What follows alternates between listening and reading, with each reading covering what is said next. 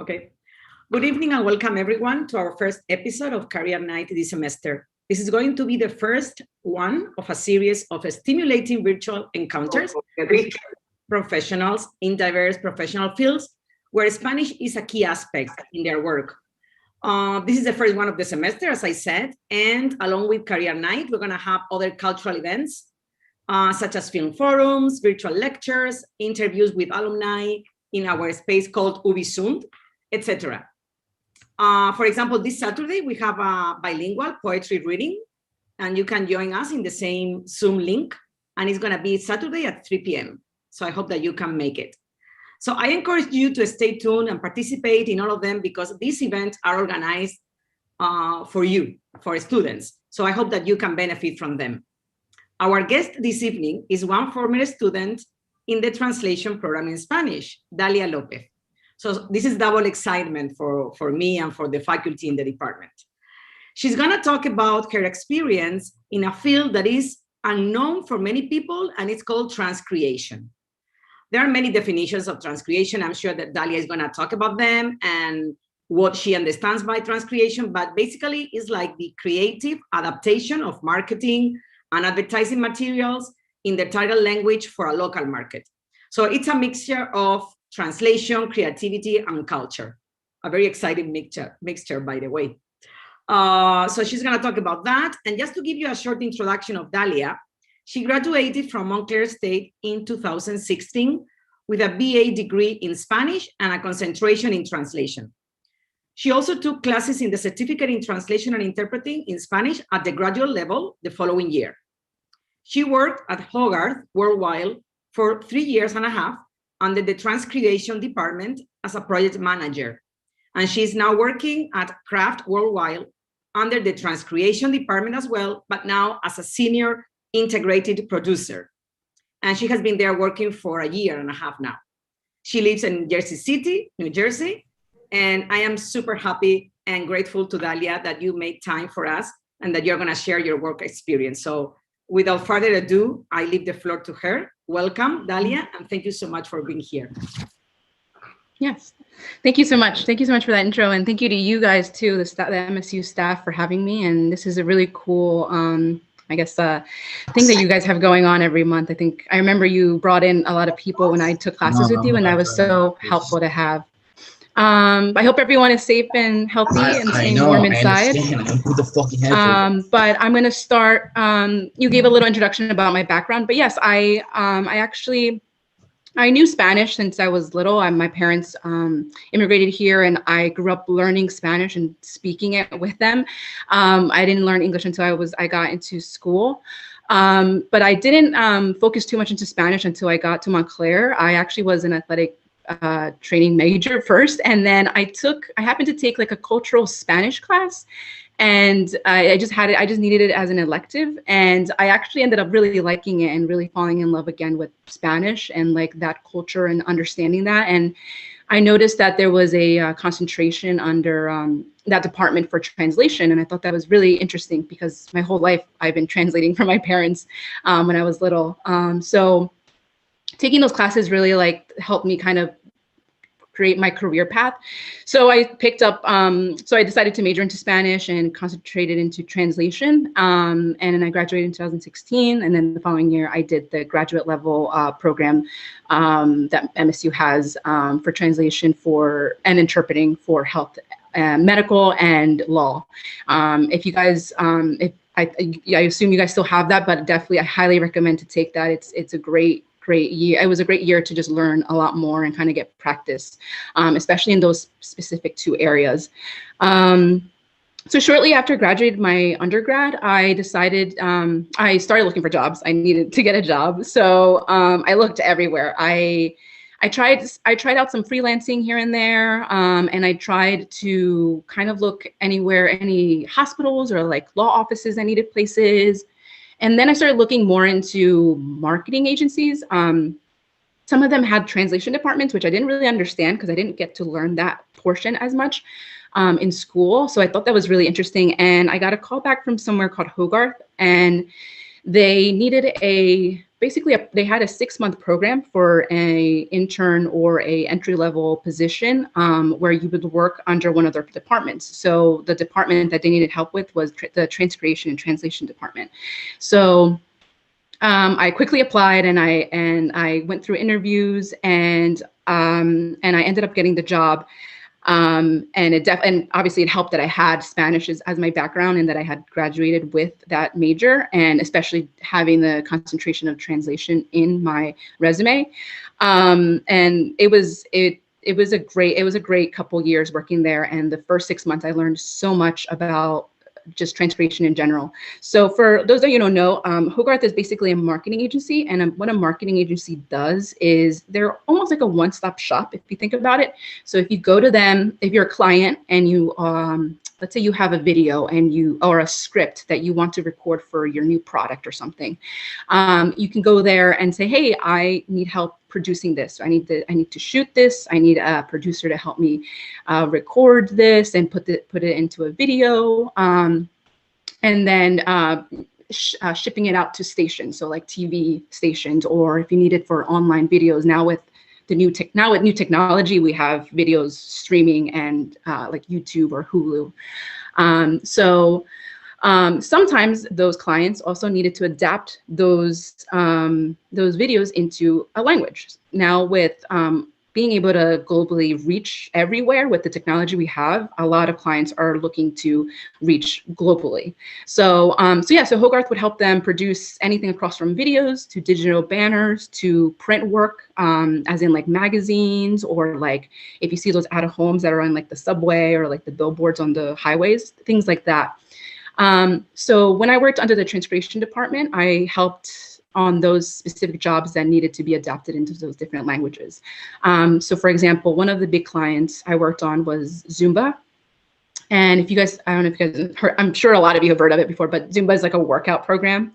And a lot of the request that they wanted was adapting their emails, their workout training guides for like their trainers and members. Sometimes they had animated or like static banners that you would see in websites pop up. And sometimes they needed videos to be subtitled. So I helped if they usually needed them translated into at least like 7 or 8 languages, one of them being Spanish included in those languages.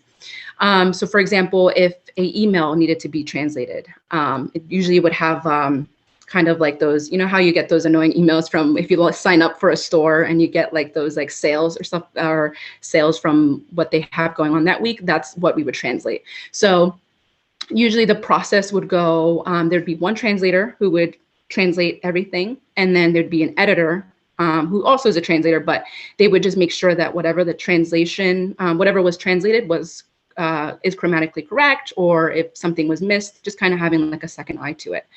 After that, then it would go to the client for any like feedback, kind of like how you do with the teacher. You send a teacher any feedback, and then you would get it back and adjust it as needed, or if it doesn't match the brand or the tone. A lot of brands like specific things. But let's say everything was good to go, then it would go into what we call layout. So for this example, it would go into like an email layout. So we would localize it into an HTML email and place that translation into that format. The team that would work on those emails, they don't always speak the language, so that's why sometimes you need a linguistic check. And some of these companies call it text control or a quality check or linguistic check, but basically making sure that the translation that was localized into these assets were correctly placed. So making sure punctuation marks are correct, making sure they're not like put on the next line or missing. If in English, shop now is bolded, then it needs to be bolded in that language. So it needs to be bolded in whatever the translation or target is. Things like that you never really think about. For Spanish, it was very easy because I was able to check it myself and make sure everything was okay. It gets very complicated when it's like more complex languages, like for example, like Arabic or like Korean or Japanese. Those have different characters, and sometimes like Arabic is read differently. So making sure that linguistic check is put in place definitely helps to make sure we're giving the best quality to the client. And also when the consumer is reading it, they're not reading everything all out of place. So that's something that I never really even thought about when I was learning about translation. Is like, oh wait, someone has to check the layout of this before it goes into being released into to the public eye. So that was a really great account to learn about how a process usually goes for like when translation goes through a marketing agency. Another big client that I worked on was P&G, and they own a lot of brands. They own so many brands, but the two main ones that I worked on were Downy and Febreze. I'm sure you probably have seen them and you've heard their commercials on TV. That one was a little bit more fun to me because it included transcreation. So for those jobs, we helped the clients adapt their English videos into Spanish US and then also French Canadian. So for those were a little bit more creative. The scripts, because they were scripts, they're meant to be a little bit more creative than a regular translation. So something we, in the marketing industry, we would consider translation would be like, if it was like the ingredients for like a cereal box per se, like those are, it's not creative copy. It's kind of straightforward. It's going to be translated exactly how it is in English. When it comes to like a script or let's say a tagline, like just do it, like Nike or something like that, it's going to be a lot more creative because it's not going to translate or adapt exactly how it would into a different target, or there's just many ways to say it in a different language. So for scripts, it took a little longer because it needed to be, we would transcreate it, and then when we would transcreate it, we would offer different options for each line to make sure it fit not only the length of the spot, but also it matches the messaging that the client is showing. I have an example to show you so you guys have a better understanding because I like to work visually. I can control this, right, yes. Raul? Okay, cool. So give me 1 second. Let me just share my screen with you guys.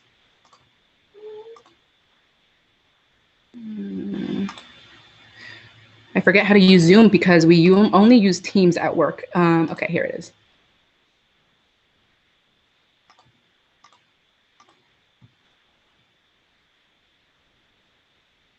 Okay, I think you guys can see, right? Yes. Okay, now you see yourselves. Okay, great. So this is how we would. This is for a script that I worked on here at my current job, but it's the same across other places that do transcreation. So for this, for example, this one was for Twisted Tea. It's an alcoholic beverage, and we were doing a radio spot. So this one was going to be 15 seconds long. So you notice here that the AVO, right, is one line, and we offered 3 different lines in Spanish of how to say that. If you read through the script, it's pretty creative. Twisted Teas, hard iced teas, is here to remind you that not everyone at work hates Mondays. So I don't know how many Spanish speakers talk about Mondays, but that's something that Americans talk about, how Mondays are the worst. So and then it keeps getting a little bit more creative. Some people like Todd don't do anything all weekend, so they love coming in Monday and hearing your stories of wicked adventures. So go get some Twisted Teas and meet your friends at the lake. Have fun. And it keeps going. After all, you're not doing it for you. You're doing it for Todd. You're all he's got. Twisted Tea, hard iced teas, be a little twisted. So here it's kind of like showing the consumer like it's okay to like be hungover or on Monday, and like you are giving the story to Todd that you like did this because Todd has like a lame life or whatever it is. So it's very creative. It's like telling a story. So that's what we have to do in Spanish too. We have to tell the story and keep that messaging in Spanish. So of course, this one's a little like, it's creative, but it's not as, we don't have to, it's easy to adapt and easy to make it similar. There's been other scripts that I've seen that are very hard, and it kind of almost has to be like copywritten almost again. So it like matches, it matches what the English is trying to say, or doing, or something, or a script that would relate better to the consumer. So as I said, usually what we do is we provide up to 2 options. Here we provided 3 options. And then there's a back translation, which means a lot of these clients don't know the language, so they like to have the back translation so they know what is being said in that target language. So it's almost kind of like it's a reverse translation, kind of showing them, okay, this is what the target is saying. And then there's any notes that usually the client might make, or the linguist might make, to kind of tell the client, like, this is the reason why we did this, or this is why this was done. So that's usually what like a transcreation job would look like or work like in a marketing agency, or if you ever were to do one for someone. That's what they expect from you, is giving them multiple options. Usually one being like the most relatable, like the one that hits the English, and then third kind of like going a little bit outside the box. So that's usually what that looks like. And we did, after doing the transcreation, I'm going to stop sharing now. After doing the transcreation, we cannot hear. We can watch your video. Oh, there it is. Sorry. So after doing the transcreation, we would, after going back and forth with the client, trying to make sure we did, if there was any feedback or anything like that, once we like finalize a script, we move on to the production side. So that would mean doing the recording of that video or radio script, we'll say. So another cool part about that is that I get to sit into the recording and make sure that the recording is being recorded, the script is being recorded correctly. We work with a session director who's also a linguist, and so they would be a Spanish session director, and they make sure that the voiceover is pronouncing everything correctly. They're matching the tone and the style of the English. So if the English style is cool, the Spanish needs to be cool. If it's like a little a high pitch, it needs to be the same. And that's, I love having like the Spanish background, because I can give my opinions along with the session director and be like, hey, you know what, that we could do this better, or maybe we could try this instead, and maybe that will work better in Spanish.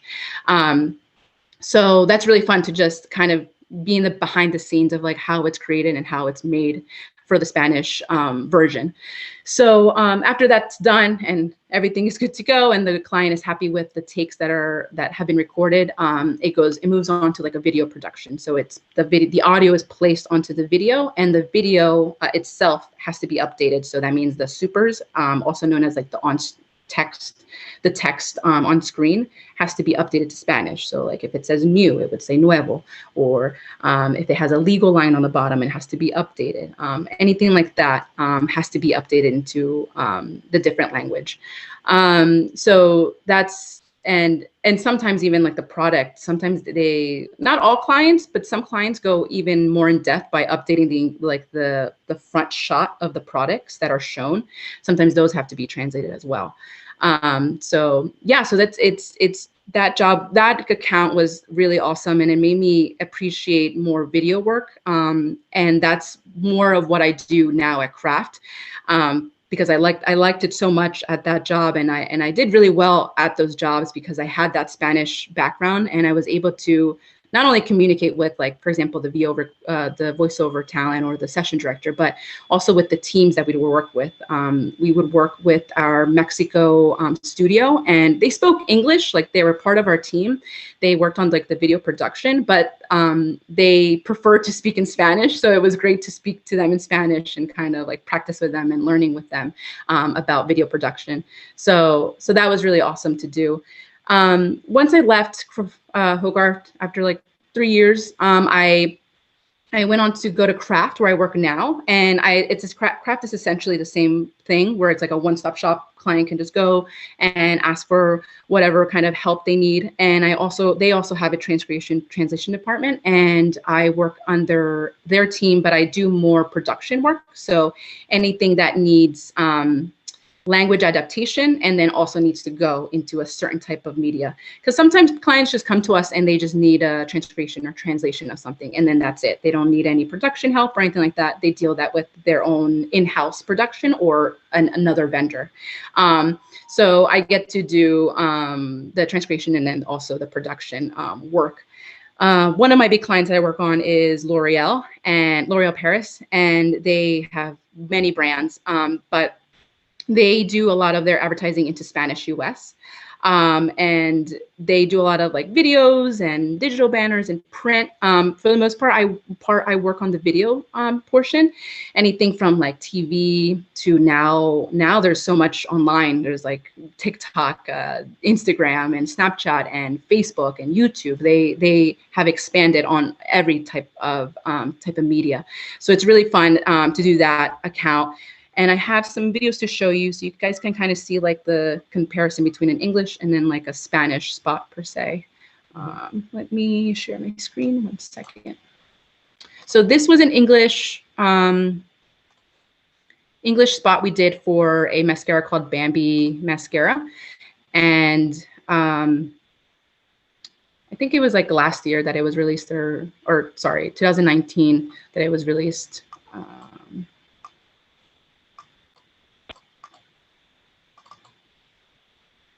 Sorry, my computer's being a little slow. Okay, here we go.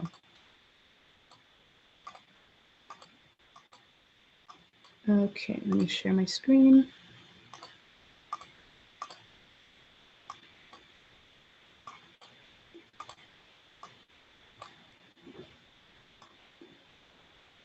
Okay, can everyone see? Yes. It looks like Bambi, yeah, or it is Bambi.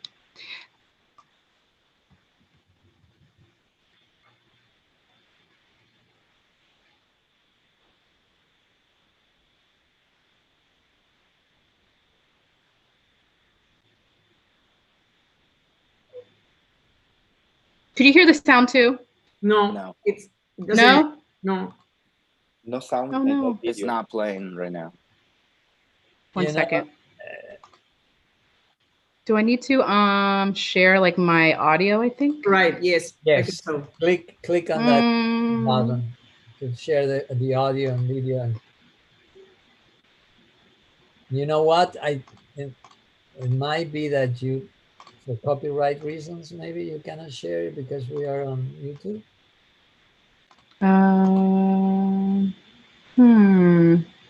Yeah, when I go to share, it doesn't let me share audio. Yeah. It doesn't say it. Like, you know how usually it like you can tick the audio?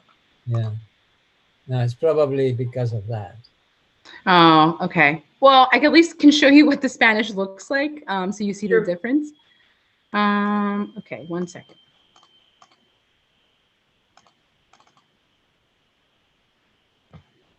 And I can also share this with you so you can just like, you know, have it to show if you ever need to. Okay, so here is the Spanish.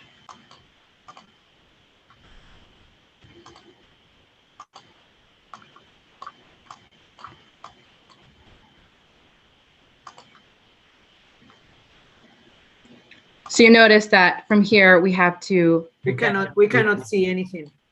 No? No. Sorry. What is happening? Okay, 1 second.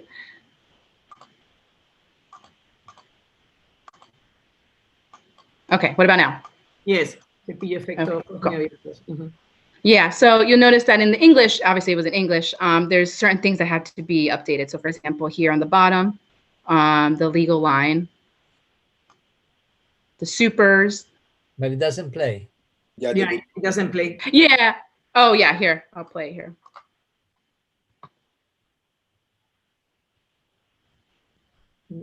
No, it doesn't. It doesn't. Oh, so strange. I'm sorry, I don't know what's happening. Well, I think it's because of.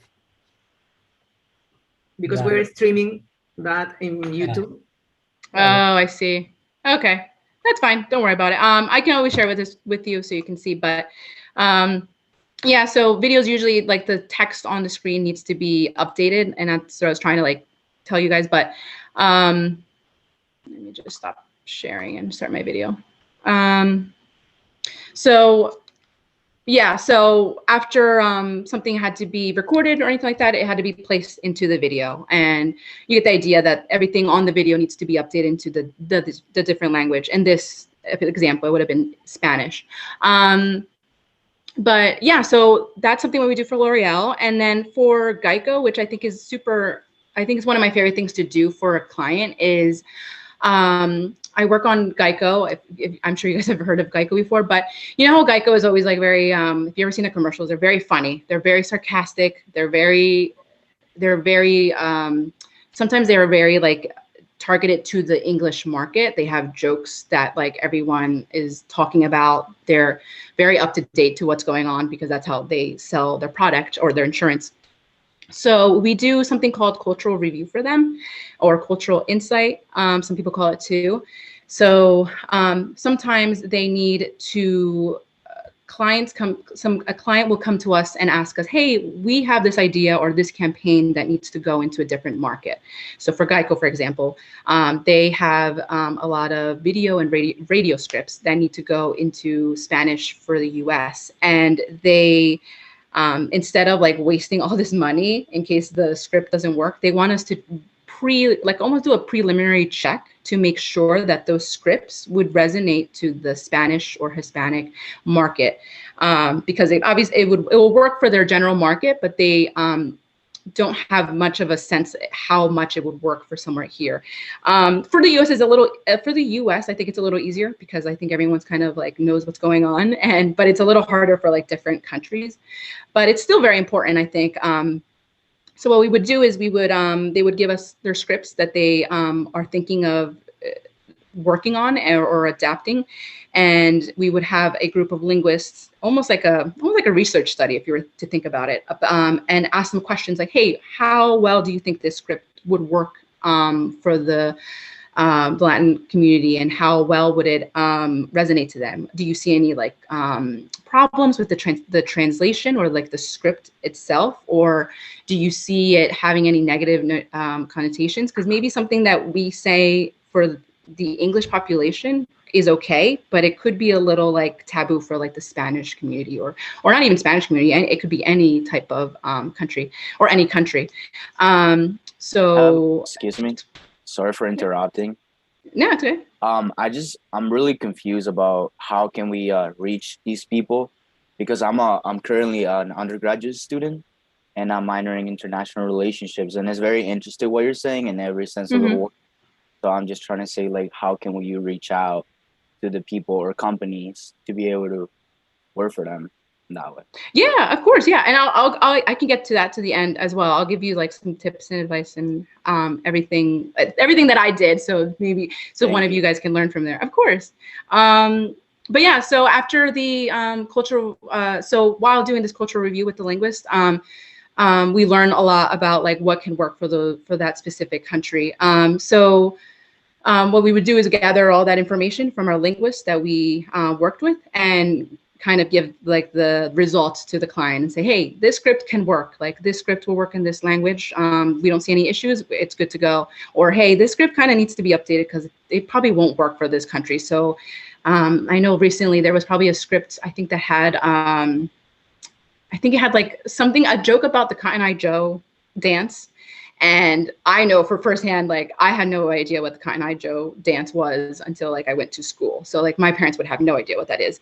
So they were like, maybe we should switch this dance for a different type of dance. Or instead of football, like American football, maybe we can use soccer or baseball. Like that's something that the Spanish community would relate to more than like football per se.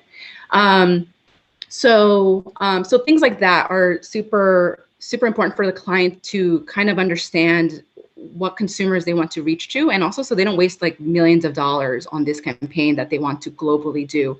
So it's a really fun job or service that we provide to these clients to make sure they are understanding who they're trying to reach to. So those are the ones that I have the most fun with, because my Spanish background helps me kind of give a preliminary check for them and explain it a little bit better for them, because a lot of clients don't speak the language, and they kind of need to be we need to like kind of teach them a little bit, like, hey, this is how language adaptation works. And also kind of putting myself, even when it's not even into Spanish, even if it's going into different like languages, I can at least kind of give them like a heads up, like, hey, I think this might not work in French, or I'm going to double check if this will work in maybe Chinese, but from what I know, it might not work in this market, or it might be too long, because as we know, French or like Spanish are like way longer than it is in English or in another language. So those have definitely helped. My background and my skills have definitely helped me with those jobs. And then back to Nico, as you were asking me about what to do, some of the tips and advice I guess I can give you from what like I've learned is, I would definitely just reach out to a bunch of everywhere, because that's what I did. I like reached out everywhere. I can even give the professor a list of places that would be great for you guys to reach out to, so you guys can apply when you guys get a chance, when you guys graduate. But definitely reach out to, you know, hospitals and law offices. There's so many marketing agencies, not just Hogarth and Craft are just the only ones. There's many. And now I think as we have all learned with COVID, you can literally work from anywhere. We all are very capable of doing that. So a lot of these places have global offices that you can work for remotely. Being a translator is definitely, I think it's a very like nice remote job that you can like do it anywhere and just send it in an email. So that's definitely something I can give you guys like a list of places you can look into. And if I see or hear of anything, I can obviously recommend it to you guys. Another thing I think is also super good is try to learn another skill with like the skill you already have. So for example, a lot of linguists can be usually translators or like editors. They also sometimes even have a subtitling skill with them. They're like, yeah, I can transcribe and I can subtitle, and then I can also create the subtitles for you. I think that's super amazing. When I reached out to a vendor or a translator, knowing that is so helpful, because they can just do everything for me and also more money for you guys. So so that's something, if you guys have the ability to, try to learn as much more skills as you can. And you don't ever always have to be a translator. Like, not everyone is a great writer or copywriter, but you can be an editor. If you're really good at proofreading or reviewing stuff, or you're good at voiceovers, for example, like do that. Like, try to learn that a little bit more, because places need that. Places need editors or just proofreaders. Also, I think one thing that's not really translation, like, I guess, like, related, but I think email etiquette is very important. You're going to use that a lot as a translator. You're going to be emailing everybody. I think it's super important to just learn how to like kind of keep yourself organized in an email. You can even practice with your own professors too. When you like receive feedback or you give feedback, you know, make sure you have everything. Make sure you are clear in what you're trying to say or get across. Making sure you're as professional as possible in an email, because a lot of companies see that too. I notice there's a couple, most of my translators are amazing to work with. They're great people, and I love working with them. But there's like those one or two that like are like not the best. They don't email very well. And I know sometimes it's that language barrier, but sometimes I think they could kind of work a little bit more on that email etiquette, because unfortunately sometimes emails can be miscommunicated. So definitely that's something I recommend to learn. Oh no, sorry, my cat is here, so they're trying to get into the picture. So yeah, so that's one thing. And then the last thing is just research and stay in the know. Like I was saying, a lot of these companies have, like, for example, now if you're doing medical translations nowadays, a lot of it probably will involve COVID. So trying to learn all that research beforehand and just being in the know of like what's happening will help you a lot to learn, to be up to date, especially if you get a translation that's something that's going on today, or if it's in that area. A lot of the linguists that we work with in these companies, they are specialized in specific backgrounds. So if you really love gaming, for example, and you are also a translator, like focus yourself in that section, like learn like all you can about gaming, and then also learn how to translate it into a different language. I know for sure a lot of companies will need that. So that's really it. I think I got everything for the most part. So if you guys have any questions, I'll let the floor open to all of you. Yeah, you cover pretty much a lot, and then also the examples that you provided are very enlightening and very very useful to understand the field. So it was great that Nico had that question, because it's exactly the first thing that we want to hear from you, like what recommendations and what tips also, you can give. Let me jump in, and we have a few viewers on our YouTube channel, so if they have any questions, I'll pass it on. Liam is in charge of the YouTube, so let us know if you have some questions or comments from the YouTube, and I will be attentive to the chat in case someone prefers to write, and you can write in English or in Spanish your questions. But we're going to open the floor to the rest of the students. I have a question. Andrea. Sure. Okay. Hi. Hi. So thank you so much for that. That was very informative. Actually, this is really interesting to me because I'm in marketing, and I also am like doing the translation, and I like both of them together. Like it makes so much sense to me. So yeah, really, for sure. Yeah. Yeah. I just wanted to ask, like, what's something like a difficulty that you faced when you started this transcreation? Like, how did you overcome that difficulty? Like working in the transcreation world. Definitely. Let me see. That's a good question. I think definitely not. I didn't know too much about transcreation. I guess that's one thing. I didn't know too much about like the transcreation world and how much more it took. Like in my head, for some reason, I thought like translation was like only certain places needed it, not every place. But I never really considered like, oh wait, no, things need to be translated for TV or anything that you see like outside, like even like billboards or something. Especially now, you see a lot of bilingual print ads or anything like that. So trying to learn and understand that took a little bit just to understand like the process of how like the marketing agency handles that. But it was great that I already had the knowledge about translation from school and like doing all my classes. I'm like, okay, yeah, I knew how to do this. I know how to do this. And I remember even taking that subtitling course with Professor Raul. I had knowledge about like the line characters and how many characters were on one line. But I think definitely for sure that was one of the biggest challenges. And then also just being learning how to be like a professional, almost like you're in this company and you have to learn like email etiquettes or like learn how to like almost speak in a different way to like clients and also your coworkers.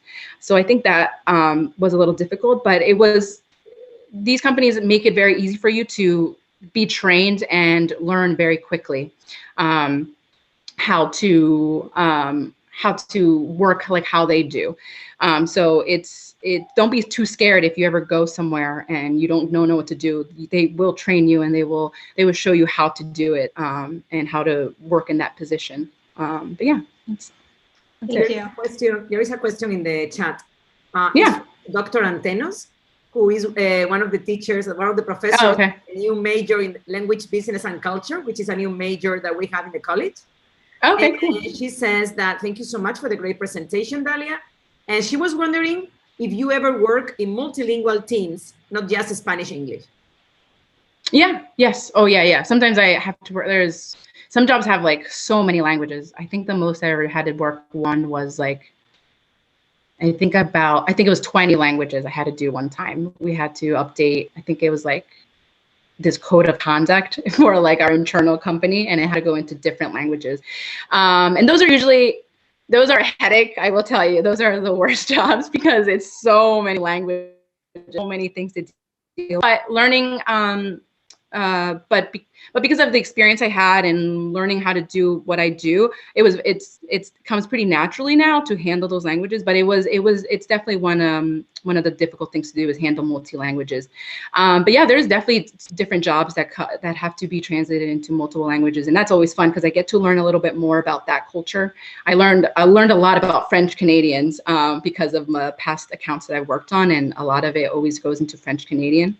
The regular, I guess I would say like the standard languages are usually like Spanish, French, and like Italian or Chinese. Sometimes it goes beyond that. Sometimes I even had to deal, I think one time, which I thought was really interesting, was we had to work on a job that we had to transcribe a video that was recorded by a Mayan native from Guatemala. So it was it was a specific tribe language that I'd never heard of in my life.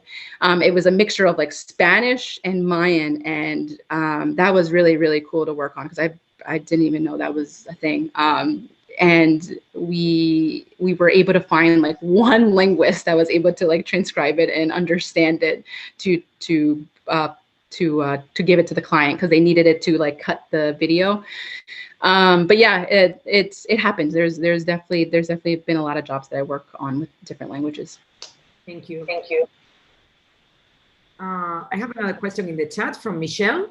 She would like to know what are your future goals in your career, Dalia? I think I would like to definitely stay like where I am, but also eventually I think my goal is to be a team, like a lead or like a supervisor of a team that handles adaptation into different medias. So I definitely want to continue doing production work and helping clients with Spanish adaptation and teaching them about language adaptation and how important it is.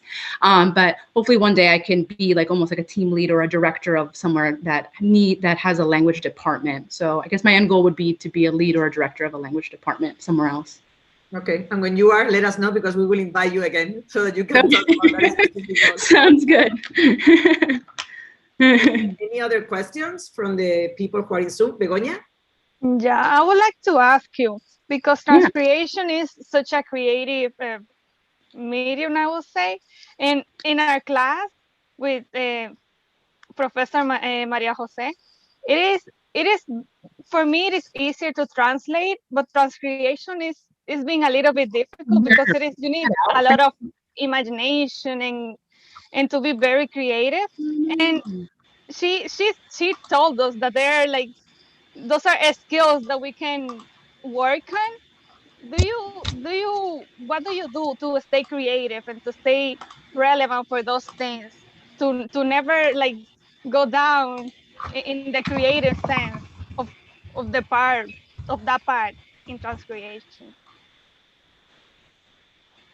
You're having 1 second, I can't hear. Can you hear now?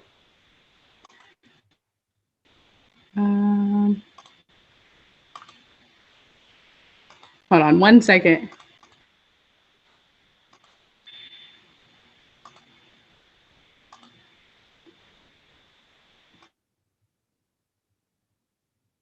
So sorry, my audio went out. Okay, are you okay now? Can you listen to us now? Yes, I can hear you guys. Can you repeat that question? Sorry. Yeah, I can. So sorry. I was telling you that in our class, I have always been better in the translation part than the creative part of translation. Okay. Transcreation is such a creative job, and I wanted to see, like, to know what are your tips or what things you do to stay creative in your job, to basically to nurture that part of transcreation, because translation, you know, that part is very creative and you need a lot of imagination too. Oh yeah, for sure. Oh my God, yeah. I give so much props and credit to people that are creative thinkers and that are copywriters, basically. But I think the best thing is, like I said before, definitely do your research. Like be, if there's a specific area, like creativeness, if you like that area, definitely read a lot. Read as much as creative things that you can think of. Take creative workshops. I know they have so many different types now online for free. You can find. You should even take, even if you take like English, like copywriting workshops, that always helps too. And just being in the know for everything, kind of learn about everything possible that's going on culturally, like in America, and then also in Spanish. I know it's hard because we're in the US, so a lot of our stuff is like mixed in, but definitely try to get yourself more knowledgeable in what's going on and culturally, you know, by watching maybe more Spanish like TV, where it's like more of like maybe watching more of those news and maybe any like hosting shows or anything like that. Just because I feel like little things that you hear here and there, that's how you'll like formulate more creativeness to your work. Yeah, I think those are what I can recommend. Yeah, I think that's it. Yeah. And what are like a vague question, but like what are like do's and don'ts in this market? Like things that you shouldn't do and things that you should always do, and like a standard for it. Or like a translator? Uh-huh. Let's see. Do's. Answer my emails as soon as I email you, because I have urgent jobs all the time. No, but definitely be on top of your emails. I think communication is a big one. I know sometimes I'll reach out to again, client, like it's all fun and games until like the client needs something like in 2 hours, right? So there's always a possibility that there's a job right around the corner. So definitely be on top of your emails, making sure that you have like an email. You can even make email just for translation, so you don't have to mix it with your personal one, but definitely do that. Be like, if someone reaches out to you and says, hey, I need this by this day or this time, make sure you let them know like, hey, yes, I can do this at this time, I can do it by this time. Or if you need more time, be reasonable, like let the person know like I can't do it by this time, or don't take on too much either. So like if you don't know too much about that field or you don't feel comfortable, then don't take it. Just let it go to the next person. I know a lot of linguists are like eagerly and hungry, trying to take as much work and trying to get as much as they can, but sometimes it kind of like it, if they don't know it or if they don't have time for it, they might do a really bad job, and then that looks really bad on me, and then the client is not going to want to send us any more work. So definitely just be honest, be transparent, be communicative, and let's see, and be flexible, you know, and things always change in the marketing agency world. Things are always changing. Clients are changing their minds rapidly, or they may have forgotten something, or they're like, hey, we actually need to change this line to something else because of legal purposes or something like that. Be open to change and be open to helping with that. I think that's really it. And then the don'ts, I mean, I guess I told you already, like, you know, try not to overtake too much or overwhelm yourself, and say no if your gut is telling you, no, I can't take this, I don't know too much about this. And take feedback. Oh, take feedback very well. Try to take feedback. I know clients are a little difficult to deal with because some of them, they might have someone on their end that might speak the language, but they're not a linguist, right? So they might give you feedback that's very, it's like their opinion and it's not like factual. So if they want to change it to something and that's how they want it, then, you know, change it, you know, be open to changing that, but always letting the person know like, hey, this is the risk if we translate it this way, or this is what would happen if we translate it that way. So always be open to feedback and improving yourself, because the language is so important and it's so diverse, and there's so many ways to say different things in any language. So so those are the do's and don'ts for you. Thank you. No problem. Nico has a question. Yes. Abigail was like raising her hand like so long before she can go first. I can go after. Oh, okay. Thanks. Mine was a really quick question, and it's like a combination between Begonia's and Liam's. I was thinking of the creativity side, but also time-wise. So do you usually give yourself, or do they usually give you or your bosses? Basically, the question is how much time you have to think for a creative idea, especially because lots of times hours might pass and then a great idea might come to you. That's what I'm thinking. Oh yeah, for sure. Usually none. We have like no, sometimes it like ranges. Sometimes it's like no time at all. And then sometimes it's like all the time in the world. For the most part, I think transcreators or translators are expected to do something or work on something probably in like 2 days. or 3 days, maybe the max, if we're being generous. It also depends on the amount of words, right? If it's a translation and there's a lot of words to be done, obviously we work with the translator to make sure what their schedule looks like and what how much they can handle, right? Because a lot of translators can translate very fast, or there's some that might take a little bit more time. Now for transcreations, it also depends as well. Depends on what we have to do. But let's say if it's just like one 30-second script, it's usually assumed that they can turn it around in like 2 days or 3 days. I know it sounds like a short time, but a lot of these linguists are professionals and they do this like every day. So they are used to doing this. If it's obviously something a little bit more creative, like taglines or headlines or anything like that, that might be a little bit more. We might add up more days. Sometimes we have to leave room for the editor as well. The editor, they have a little bit more of an easier task, right? Because they don't have to translate anything. They just have to make sure everything's okay. And then if they suggest something new, they can. So they have much less time than that. But yeah, it truly depends on the timeline with the client has, what they have, and then also how much copy they have to transcreate or translate. So it varies. And of course, whoever were to reach out to you, they would give you that timeline beforehand. So they're not going to just give you something and be like, oh, we need it. They don't let you know the timeline. They'll let you know. And that's what I was talking to about before, how like, if you ever feel overwhelmed or you can't do it, just tell that person, like, I can't do it. I will need more time. Can you accommodate for this later date? But yeah. Mm-hmm. Nico? Yeah, I just wanted to ask you, like, for example, have you been away from the country to be able to do some jobs? Like, if you had a connection from wherever you came from, like, for example, like if I knew people that worked at the embassy in Paraguay and I knew, like, to translate stuff for them over there, like, did you ever work outside the United States?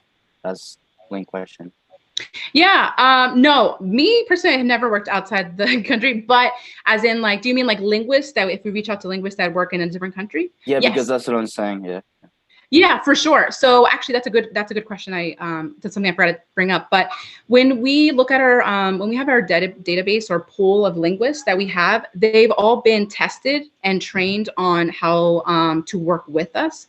So a lot of these linguists are in market. So that means that they are located in that country or that market. So for example, if the client needs French for France, we have to make sure that linguist or translator is in France and has a background in French for France. And then if it's like Canadian, let's say, then we have to make sure that linguist is in Canada and has the Canadian background, because obviously those two languages are different. Same with like Portuguese for Portugal and then Portuguese for Brazil. They're very different. And even Spanish, there's so many Spanish countries. It's Spanish from like Mexico to Spain is completely different. So yes, these linguists we make sure that they are in that market and that their resume has that background. So some of them may be only health background, or some of them might only have a law background, or some of them have only transcreation background. So that's definitely something that we look into, and that's super important when we work on jobs for these clients.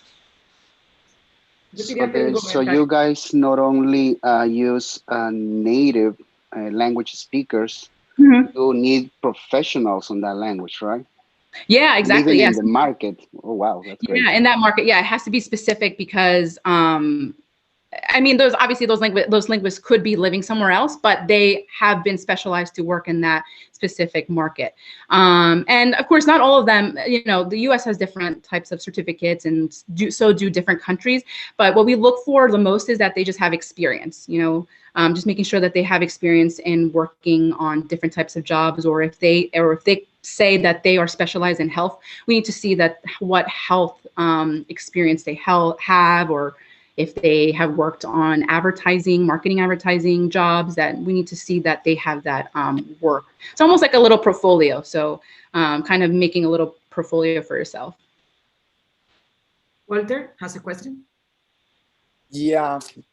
First, Dalia, I want to thank you because all the information is wonderful. I think like your professional is amazing, very like inspirational. And so I was thinking about you have like a big responsibility in your hands because you are like representing a big community. And for example, like and even if like between Mexico and Spain, we are completely they are completely different people. In Mexico, there is like 100 completely different communities and people. And sometimes I feel like when a big like a corporation, for example, go to do a advertisement for the Latino community, they put everyone in one pot. And I want to know, like you as like as Latin and like Latin roots, how do you feel about it, and how do you manage this like these kind of things? Yeah, that's a good question. Oh my God, yeah, absolutely. As you all know, if you just go to New York, there's like so many different Spanish little communities from everywhere, from every country you can think of. And same goes for the whole US. There's, you know, you probably will find more of a Mexican population down in like Texas probably, and you'll probably find different communities in different areas. But yeah, that's definitely something that clients, I've seen it a lot more. Clients are more inclined to targeting those specific communities within the US. So I'll use Geico again for an example. They have, sometimes they do radio scripts that target like those specific places because they know that most likely that's where they will be. So like if it's like a Texas area or like Southwest area, is probably going to be a little bit more Mexican community, and then probably like Florida, probably more a Caribbean community, that's Latin community. So I've seen a lot of clients be more open to kind of targeting those specific areas with what they're trying to sell to them. And then I've also seen clients that don't care. They're kind of just like, it's Spanish, who cares, like kind of thing. And that's where I'm kind of like, oh no, like that's not how it works. But I can only say so much because they're giving me the money. So, and that's what we'll be like, okay, let's keep it general. Let's keep it at a Latin American, because in a nutshell, there's a lot of Latin Americans here in the US. So we always try to kind of generalize it for them, or kind of recommend to them like, hey, we recommend like you should do this instead of this, or like maybe we should split this translation into two parts, you know, one for Europe Spanish and then one for the US Spanish. So it depends. There's times where clients don't care, and then there's times where clients do care. And I'm happy that I can kind of be that voice a little bit for the Latinx community, because I know it can be hard, you know, when you're trying to, it's hard, like if you can't even understand a commercial and you're trying to get it, or you really like that product. But yeah, so that's kind of how I deal with that. I try to give as much as I know culturally, my knowledge to them, so I can teach a little bit more to somebody else. Yo tengo un comentario que quería hacer, lo voy a hacer en español, también porque estas sesiones son como bilingües, ¿no? También para dar paso si alguien quiere una última pregunta en español. A colación de lo que ha dicho Begoña, de la creatividad, hay un gran debate de si la creatividad se nace siendo creativo o es algo que se puede fomentar y se puede aprender, ¿no? Y entonces yo en mi clase de traducción ahora, que estamos viendo la Transcreation, a mí me encanta este libro que se llama El gimnasio de la creatividad. Es un libro de Joaquín Monzó Sánchez y habla del método de las 5 rutinas y habla de una serie de ejercicios concretos que fomentan la creatividad, ¿no? Entonces, yo creo que sí, Begoña, que muchas veces decimos, es que yo no soy imaginativo, porque pensamos que los únicos creativos son Picasso, Steven Spielberg y como la gran estrella. Y hay muchísimas personas que han hecho muchísimos inventos a diario, y eso es ser creativo. El que se inventó el martillo con una piedra y un palo de madera, eso era ser creativo. O sea, que no toda la creatividad van a ser obras de arte o un Beethoven o, como digo, un Picasso. O sea, hay muchos niveles de creatividad, pero hay que fomentarla. Y yo sí que soy a favor de que no es, como dice Begoña, yo no tengo imaginación. Sí que tienes, seguro que tienes. Lo que pasa es que hay que sacarla a flote. Desde ejercicios físicos específicos para cambiar ese lado del cerebro que potencia más la creatividad, que lo recomiendan en ese libro, hasta otro tipo de cosas, como decía yo en clase el otro día. Dime en 30 segundos 5 nombres de mujeres que tengan la letra M y F, por ejemplo, o combinaciones raras, o invéntate un final para esta historia. O sea, hay miles de ejercicios que sí fomentan la creatividad, y yo me pregunto si empresas como Hogarth o como Kraft, si tienen ese espacio. Tú has dicho que hay creativity workshops, ¿no? Yo, por ejemplo, ahora mismo estoy intentando crear un curso sobre Transcreation, porque es un tema que me apasiona, ¿no? Todo lo que tenga que ver con creative thinking in translation. Y me preguntaba si las empresas tienen algún mecanismo para fomentar eso? Para promover la creatividad o juegos o encuentros creativos o talleres. ¿Tiene algo de eso, Craft? In a nutshell, that was a long comment, so but I will try to synthesize it. And so basically, it's, are we born creative or can we become creative? And if those companies have any activity to promote or to help translators to work their creativity. And by the way, Dr. Garcia Vizcaino will have or will create a course on transcreation. So stay tuned. Looking forward to it. Thank you for the interpretation. I'll do some Spanglish as well. Sí, por supuesto, yo creo que es verdad. Yo creo que es importante que todo el mundo abra un poquito la mente para aprender. Pero sí, en Craft sí algunas veces tenemos workshops de otras, de creativity workshops que podemos atender y aprender un poquito más de cómo estas diferentes marcas hacen comerciales y qué es el mensaje que quieren mandar a todo el mundo. Y también tenemos como cursos en LinkedIn. Tenemos como un especial program en LinkedIn donde aprendemos, donde hay millones de cursos que podemos tomar, que no solo es de creativity, puede ser de cualquier otra cosa también.